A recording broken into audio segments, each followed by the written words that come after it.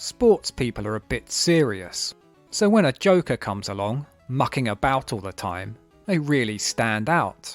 Bruce Grobbelaar, Chris Akabusi, Cobra of Gladiators, and in the world of snooker, Dennis Taylor. Such a funny man, he landed his own stand-up video.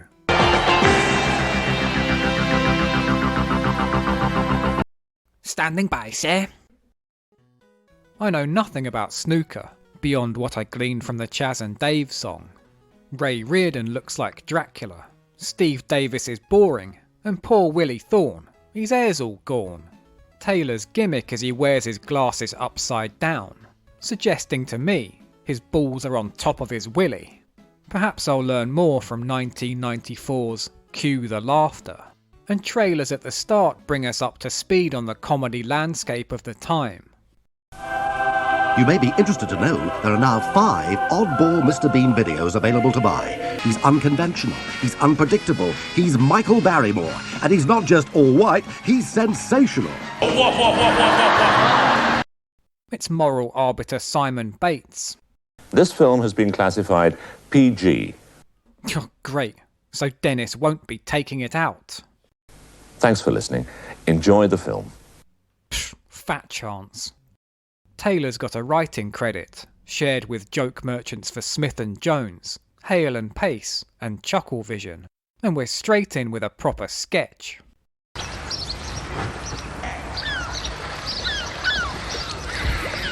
Oh, what have we got here? 90s snooker was like rap, players constantly dropping diss tracks on each other. Well, he won't sell many of those. Let's see what else we can catch. Oh, you wouldn't believe it. It's one of those John Virgo no-dad waistcoats. Nothing's off limits to the banter, even if they've got alcoholism. Oh, look at this. An old fishing accessory. I wonder who that belongs to.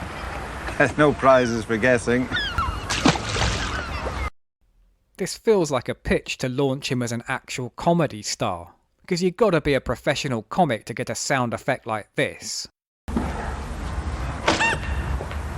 Well, hello and welcome to an evening with me, Dennis Taylor. Not just snooker gags, this is proper stand-up, and one could easily forget this isn't live at the Apollo. But I haven't been feeling too well lately, ladies and gentlemen. I had to go and see the doctor yesterday. He said, no, I mean, does it burn when you pass water? I said, well, I've never tried lighting it. This is the classic crowd work of a seasoned pro. Oh, we got some in tonight. Yeah, it's twinned with Beirut, isn't it, eh? Behave yourself up there. Now, if this one doesn't work, I'd cross your legs there. Would you mind crossing your legs, please, madam? Is there any Scotsmen in tonight? Is any Indians in tonight? Comedy 101, straight to where all the best routines go. Boy, was my childhood rough. But we were very poor back there. But we're lucky, my father used to be a bit of a handyman. Do you know he knocked 2 rooms into one? We had the highest ceiling in Belfast. Taylor's go-to is the Irish joke, and I suppose he has got a free pass. What about that one about Paddy who walked into a pub and Big Flanagan came in behind him who was 7 foot and he opened his hand, he had a big lump of dog muck in his hand. She says, no thanks, I'm a lesbian. Amid the hoary old standards, gags you feel Dennis must have written himself. But we were very poor. In fact, this is how poor we were. We couldn't even afford laxatives. What we used to do is our mum used to set us on our little potties and our dad would tell us ghost stories. Too poor to afford laxatives. That old story. But I was the most unlucky of them all. This is how unlucky I am. If Dolly Parton had triplets, I'd be the one on the bottle. Right? That's Dolly Parton's tits. The trick shots he spends the whole show fannying about with work maybe half the time. This time we'll put the red ball in the corner pocket. No. Testing, testing. Oh.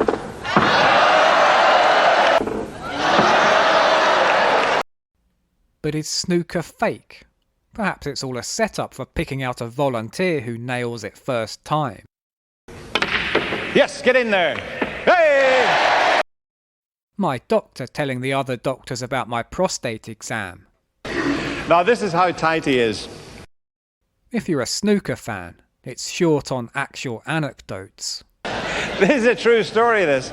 Anyway, come back from the toilet and his right trouser leg was absolutely wet through from top to bottom. Though there's still plenty of bants. So Alex was drinking scotch and Windeline.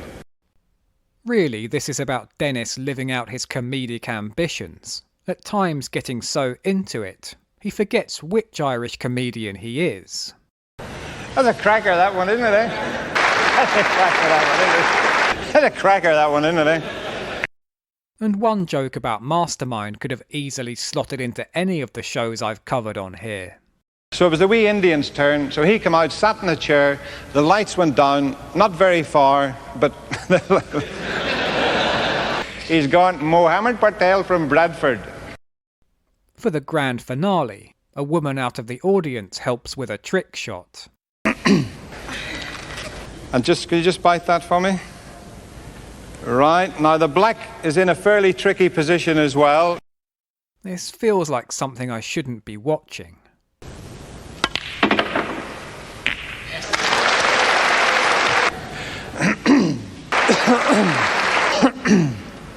Oh, dear me.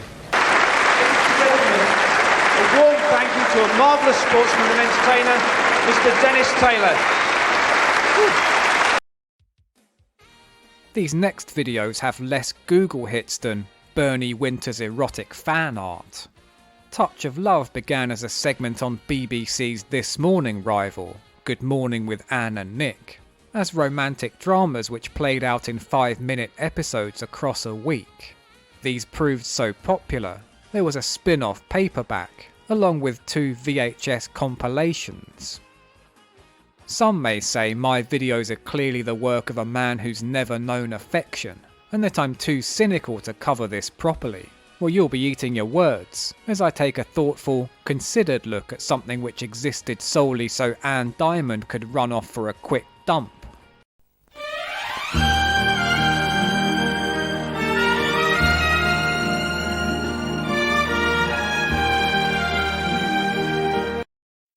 The style's more like photo stories in the Bunty than actual drama, and with small casts of 3. In this, our leads are Alison Dowling from The Archers, plus a hunk who played Gorillagram in an episode of Grange Hill, and an actress whose sole credit is Woman in Street in an episode of The Bill.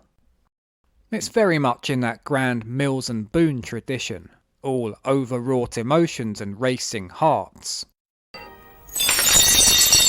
Margaret stared, horrified at the splintered shards of glass. Her father's treasured rose bowl, the only big gardening prize he'd ever won. Tragic heroine Margaret lives alone in a cottage where she grieves for her father. He'd been dead 2 years. Lung cancer by the look of it. How big's that ciggy? It's cheery stuff, and even the most sexually frustrated stay-at-home mum would struggle to rub one out over this. Alzheimer's disease had raced into his brain with cruel speed. Almost overnight, it had seemed, their roles had been reversed. She the parent, he the child. Even though it's female POV, its views on women are a bit manosphere. Now she was almost 40, a silly old maid. Although, with no romantic ties, she was free to enjoy herself. She opened and closed as she wished. The withered hag's only pleasure is riding her spinstermobile along the canal, where she bumps into a new boat hunk. Where had he come from, she wondered, this tall, young, rather good-looking stranger? How style is soppy goo-goo eyes, grown adults acting like teens with crushes. And oh, what if they never see each other ever again? Except Margaret owns a bookshop as a hobby, and he needs an old book about canals. And as she turned away to find it, she realised she felt shaky and her cheeks felt hot. While his phallus had begun to fill with blood. It's never clear if the omniscient narrator's a hopeless romantic or cynical scold. As she watched him go, she felt such a lightening of spirit that she wanted to laugh out loud. So she quickly turned inside before she could give in to such idiocy. Cal the hunk, neckerchief like he thinks he's David Essex, is a herbalist, which presumably means weed dealer. On the plus side, he does have a lovely dog, whose presence almost saves the entire video. Margaret's invited onto the boat for a coffee, but disaster when she sees the book he bought. Idly she turned the cover and found a card inside. To Kathy, lots of love, Cal. As if burned, she slapped it shut. Probably his sister, innit? She suddenly realised she felt alive again, as she had in the old days, and that was enough for now. But next thing, he's offered to take her up the towpath. For a day on the river. He couldn't have known, of course, how perfect the invitation was. It was her 40th birthday. Hooray! Absolutely textbook use of, I'll show you how to do a thing by grabbing your hand. Then, with delighted confidence, she tackled the sluices. All you young folks swiping on your dating apps. Back in the day, the only way to find a girlfriend was to fish a Labrador out of a canal. And then, quite naturally, they came together. Then she saw the photos, and her heart sank. Was this the girl in his life? Was this Kathy? Like I said, I should imagine it's his sister. I think the women parts were written by Andrew Tate.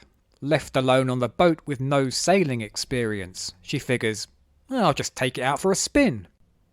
One of the mooring ropes, sadly one that she had tied herself, began to slip. Can't even tie a knot properly. She was miserably aware that if she couldn't get the narrowboat under control, Cal would come back and find her marooned like an idiot. What's the most embarrassing thing that could happen here, do you reckon? Margaret had scarcely had time to look at the stranger who had come to her aid. When she threw her bag on board and went to find him, then Margaret realised that this was the girl in the photo. His sister? Although, to be fair, she does suffer with cripplingly low self-esteem. How stupid she'd been to have hoped, however remotely, for anything else. The dream was over. What a fool. What a stupid fool. How could she have imagined that someone like Cal could ever have thought of her as more than a friend, and an older friend at that? When Cal tries to return the bike, she's left spying out of the window like someone with social anxiety getting an Amazon delivery. Just leave it on the step. How pathetic and sad she would have seemed to Cal and Kathy if they'd known anything of her foolish dreams. With Cal having scarpered, she's too depressed to open the shop, now as closed as her heart to the possibility of happiness. Dulling the pain with booze, she finally reads the note he left her. Taking my sister home, back tomorrow, love Cal. Love Cal. Sister. Sister! Kathy was his sister, not his girlfriend. Was she, yeah? Episode 2's Jack and Jill is another love triangle, where two very different best friends on a week in the country fight over the rural hunk who changed their flat tyre. Oh, to be Jill just for this week. To be pretty and vivacious and certain of yourself, instead of trapped inside Emma. Emma, who wanted to be out in the sunlight, laughing with Jack, feeling the warmth of his interest.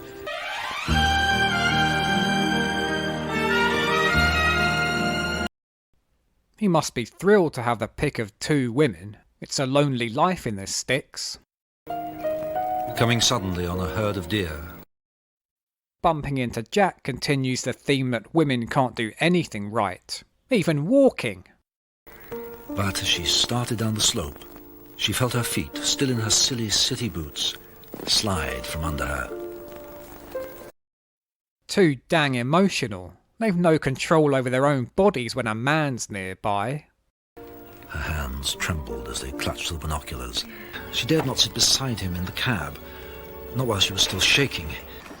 She fussed over it a little, to give her limbs time to stop shaking. Stumblingly, because her heart was again doing funny things, this time affecting her speech. Like Margaret, there's a sense that Emma was bullied terribly in school. She hated to leave them together, though she was sure neither of them would miss her. She knew that whatever she did, she would never be as pretty as Jill. You bitch! Pretty Jill usurps her at every turn, riding off with Jack when Emma's horse hurts its leg. But He'd come back, and he was alone. He'd only left her to go for the horse box. big cottages, horse boxes, reciprocal feelings. How am I supposed to identify with these people? He brought with him a present for her, a beautifully illustrated book about owls. She listened intently as Jack told her more about the owl. And it's an owl which helps Emma finally best Jill, a fly past being the inciting incident for them to kiss and that. Another story does an Italian girl on holiday in Wales with a cocky TV producer boyfriend, rescued by an inverse minion when getting cramp while surfing. Feeling the pull of those powerful arms around her, Daniela began to feel safe at last. There's more longing gazes, big photo story overacting, and silly women unable to perform the simplest of tasks. However, all her theatrical skills had not prepared Daniela for this encounter with a primitive tin opener. Michael, as always, came to the rescue. Glamorous Euro babe and a rough-handed yokel who stinks of fish. It's your classic Romeo and Juliet story. Two men with totally contrasting attitudes. One happy in the limelight, and the other content in the background. It's worth sitting through all the horrible intimacy to find this fantastic name on the credits. Nigel Titball. He got a tit for a ball. Moving on. The theme of VHS WTF is always, who is this aimed at? Who's buying this? Well, in our final video, that's pretty clear. Every male in the country was kicking in Woolworth's window the morning this got released. A whole video profile dedicated to Jet. The only Gladiator to have a tape. It's a tacit admission that she's the main one. She's the money, like in bands. A front woman and 13 drummers. Every successful television program creates its own stars, personalities and heroes. Gladiators is no exception. Arguably one of the most iconically beautiful British women. Jet's up there with Diana Dawes and Felicity Kendall, and was always destined to be the breakout star. Post-Gladiators, Diane Udale did a slew of telework, as games mistress on Games World, and co-hosting Finders Keepers with Neil Buchanan, and You Bet with Darren Day.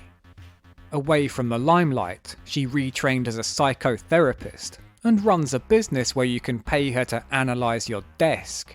In 2025, she legally changed her name to Diane Jetstrong. But this is 1993, the height of Jet mania. Hi, it's Jet here, and welcome to my video. But I'm going to take you outside of the Gladiator arena to see the girl behind Jet. A lot of questions that you've asked in your fan mail will be answered. Can't even begin to imagine the sort of deranged shit she was getting sent.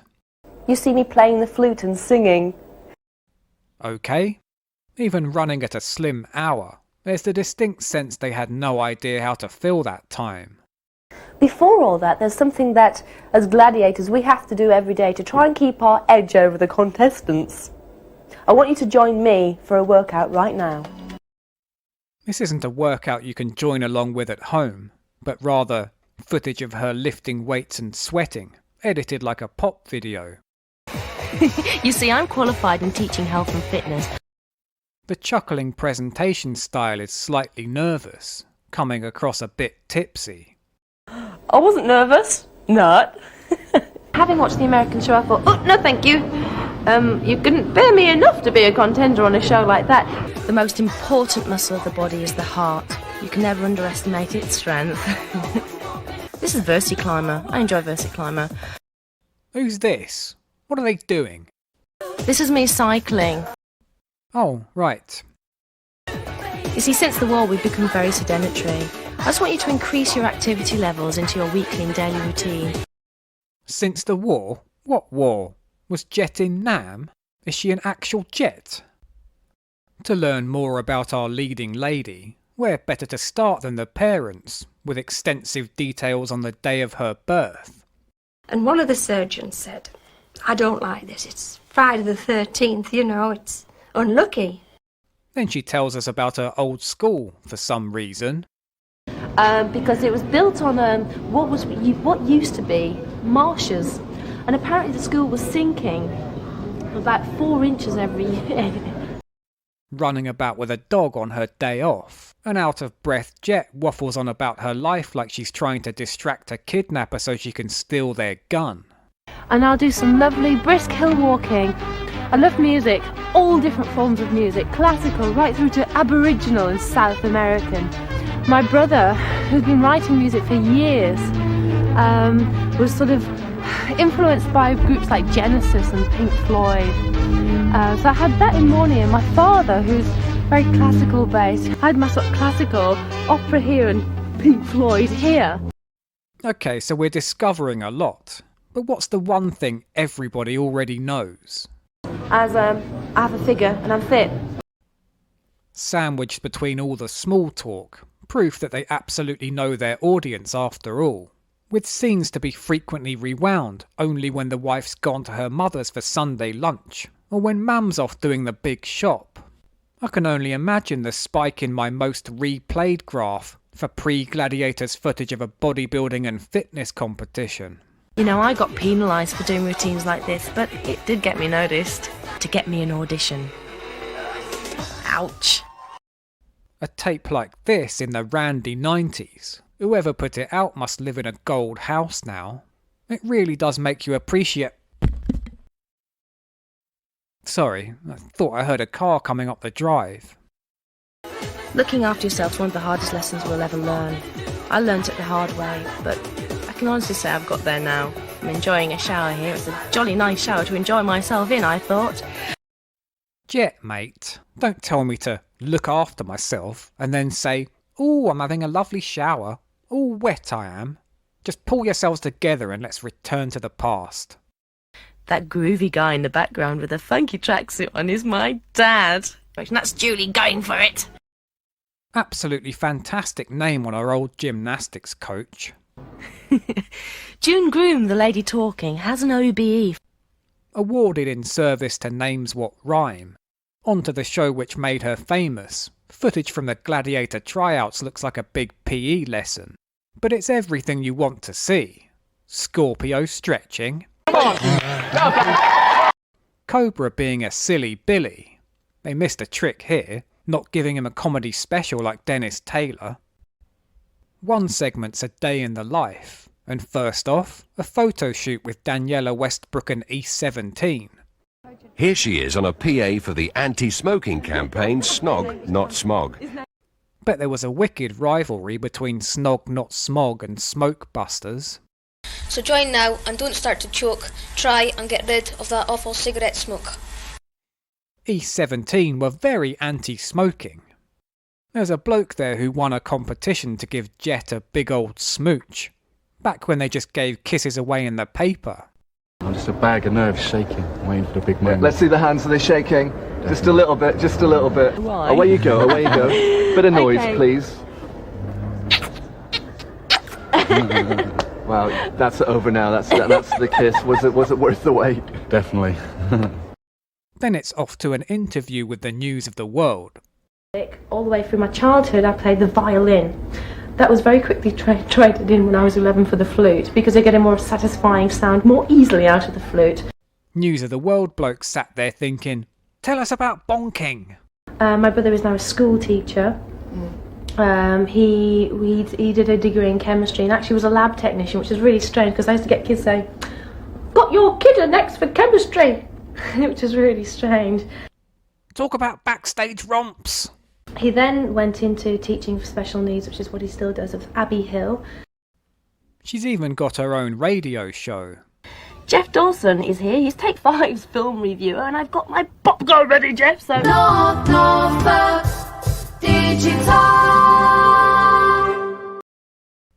And then the promised footage of Jet playing flute in her brother's prog rock band.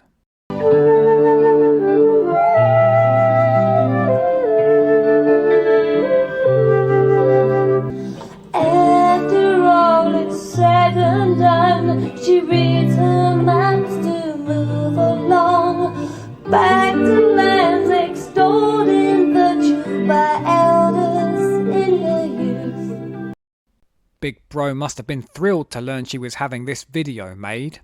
Have you, got room for a short clip of me pub band in there, Di?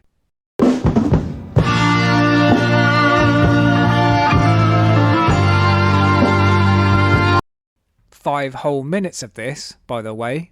Almost 10% of the tape.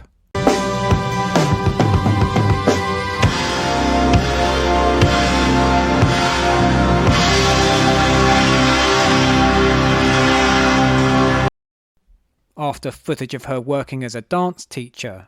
But I keep it well funky. She shares her favourite moments from Gladiators. Let's take for instance in show 2 where I was on the wall and I faced Rowan Duxbury. Yeah, let's take a look. Gladiators. Well, that's it for my video. I hope you've enjoyed it. To finish off, a great motivational speech. Things don't just land in your lap. You've got to put them there. It's up to you. I'm not special. I've gone out and done it. You can do the same. I want to stay fit, fun and funky forever. I'll try my best. There you go. 3 more videos. We've laughed, we've loved, and we've learned about what music Jet Off Gladiator's brother likes.